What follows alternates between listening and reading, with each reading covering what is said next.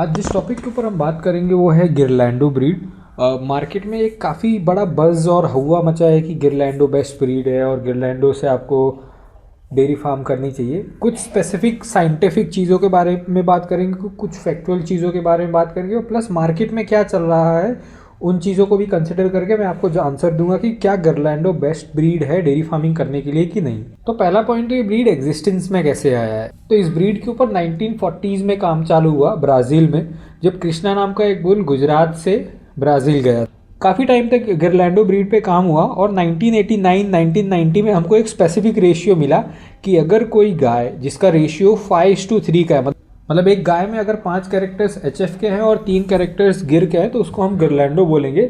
इसमें भी और डिटेल में कैटेगराइजेशन ऐसी हुई कि कुछ बॉडी पार्ट्स और कुछ स्पेसिफिक कैरेक्टरिस्टिक्स को ही इंक्लूड किया इस कैटेगराइजेशन में। तो हर वो एक जानवर जिसमें 5 कैरेक्टरिस्टिक्स एचएफ के हैं और 3 गिर के हैं वो गिरलैंडो नहीं होता, इसमें भी कुछ बॉडी पार्ट्स को फर्दर कंसिडरेशन में लिया गया है। अब गिरलैंडो गाय इतना मार्केट में इसलिए है क्योंकि इसके 2-3 कैरेक्टरिस्टिक्स है। ये एचएफ की तरह ज़्यादा दूध देती है, गिर की तरह गर्मी सहने की क्षमता है, इसका इम्यून बहुत अच्छा है देसी गायों की तरह जैसे कि गिर, प्लस हीट टॉलरेंस बहुत बढ़िया है। इंडिया का टेम्परेचर कैसा है कि बहुत एक्सट्रीमली ठंडा नहीं है, बहुत एक्सट्रीमली गर्म भी नहीं है, लेकिन गर्मियों में टेम्परेचर कुछ कुछ रीजन्स में जैसे राजस्थान, यूपी, मध्य प्रदेश, महाराष्ट्र, बिहार, इन एरियाज में टेम्परेचर काफ़ी हाई हो जाता है। तो गिरलैंडो ब्रीड ऑन पेपर काफ़ी अच्छा दिखती है कि इन स्टेट्स में ये ब्रीड सर्वाइव कर जाएगी, लेकिन प्रॉब्लम कहाँ आती है कि जब आप इसको कमर्शियल बेसिस पे करने जाते हो तो ये उतना वायबल नहीं है।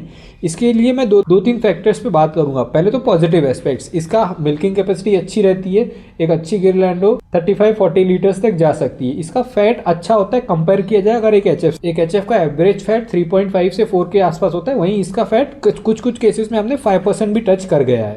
प्लस जैसा मैंने पहले बोला, इम्यून अच्छा होता है, हीट टॉलरेंस काफ़ी अच्छी होती है इसकी, तो ये सारे कुछ अच्छे पैरामीटर्स हैं।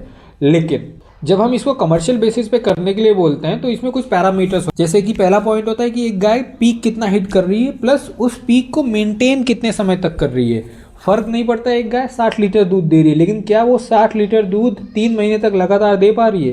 तो एक गाय जो 60 लीटर दूध सिर्फ 1 महीने दे रही है उस गाय से बहुत बेकार हुई जो गाय 40 लीटर का पीक टच कर रही है लेकिन 40 लीटर 4 महीने तक लगातार कॉन्स्टेंट रह रही है। तो ये एक ऐसी कैरेक्टरिस्टिक्स है जो गिरलैंडो में बहुत अच्छी नहीं है। परसिस्टेंसी ऑफ लैक्टेशन उसका बहुत वीक है।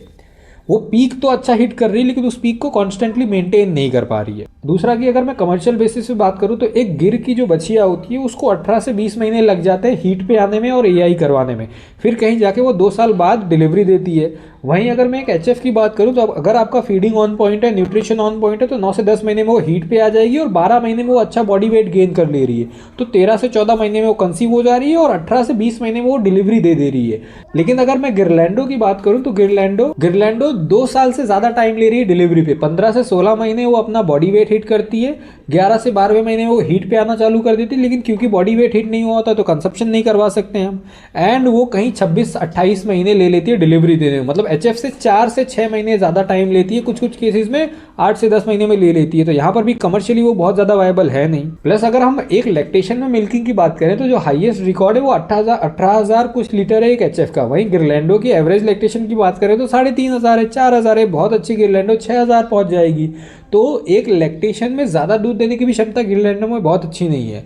तो अगर मैं ऑन पेपर बात करूं तो गिरलैंडो गाय बहुत अच्छी है, लेकिन कमर्शियली डेयरी फार्मिंग में ये वायबल नहीं है।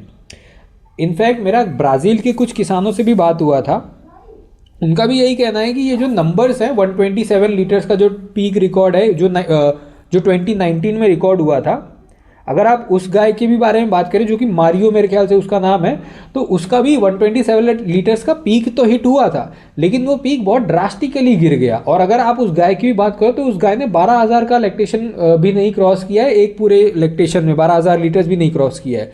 तो वहाँ पर ये गाय अगेन ये बहुत ज़्यादा वायबल नहीं है, क्योंकि अगर आपको डेयरी कमर्शियल बेसिस पे करनी है जिसमें कॉस्ट इनपुट बहुत ज़्यादा होता है तो आपके लिए एक एचएफ ज़्यादा बेटर एनिमल है कंपेयर किया जाए गिरलैंडो से। गिरलैंडो नाम, एक और पैरामीटर जो आपको ध्यान रखना है कि एक एचएफ 12 महीने में एक डिलीवरी दे रही है, मतलब 1 साल में एक डिलीवरी प्रैक्टिकली उससे लिया जा सकता है अगर उसकी फीडिंग अच्छी है। ये चीज़ गिरलैंडो में पॉसिबल नहीं है। वो 14 से 16 महीने के बीच में एक बच्चा दे रही है और वही साइकिल सेम वो रिपीट करती है, तो वहाँ पर भी वो ज़्यादा टाइम ले रही है क्योंकि उसके कुछ कैरेक्टरिस्टिक्स गिर के हैं। तो ये कुछ पैरामीटर्स थे जिनको आपको ध्यान में रखना है कमर्शियली अगर आप डेयरी फार्म को लंबा करना चाहते हो। हो। तो अगर नंबर्स की बात करें तो गिरलैंडो उतना वायबल नहीं है। गिरलैंडो एक लैक्टेशन में सबसे ज़्यादा दूध नहीं दे रही है, वो पीक भले ज़्यादा हिट कर रही है लेकिन कंसिस्टेंसली उसको पीक मेंटेन नहीं कर पा रही है। उसके अलावा डिलीवरी में वो ज़्यादा टाइम ले रही है, बछिया ज़्यादा टाइम ले रही है तैयार होने में। वहीं एचएफ की बात करो तो सबसे ज़्यादा दूध एचएफ दे रही है, बछिया भी जल्दी तैयार हो रही है, लंबे समय तक ज़्यादा दूध मेंटेन कर रही है और एक साल में एक डिलीवरी भी लेना पॉसिबल है।